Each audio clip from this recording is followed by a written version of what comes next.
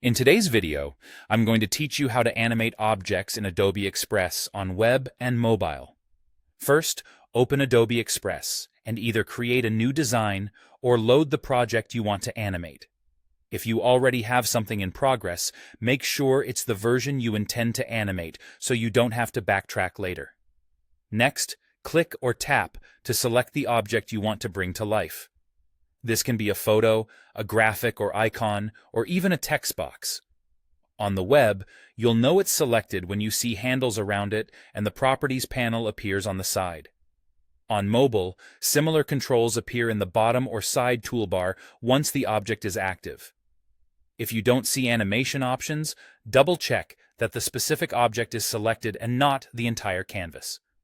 Look for the animation controls in the panel for that object.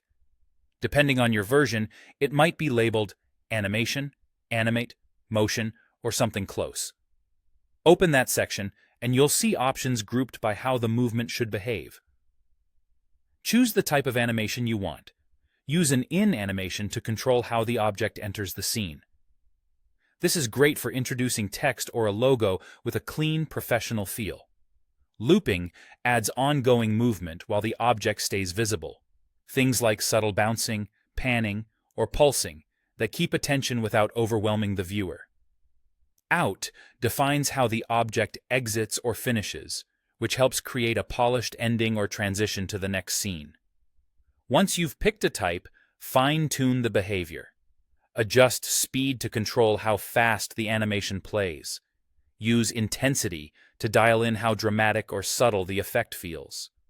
Direction lets you choose where the motion comes from or goes to, like sliding in from the left or fading up.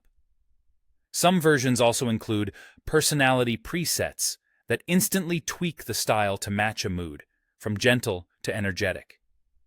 Small adjustments often make a big difference, so take your time to get it just right. Preview your work by clicking Play or Preview in the editor. Watch for timing, readability, and how elements interact. If something feels too busy, reduce intensity or switch to a simpler motion. Repeat the preview and tweak cycle until it feels cohesive. When you're happy, export or download your design. To preserve movement, choose a video format, typically MP4, instead of a static image. On mobile, use the Share or Export option and confirm you're saving as a video. That's it, your animated design is ready to share.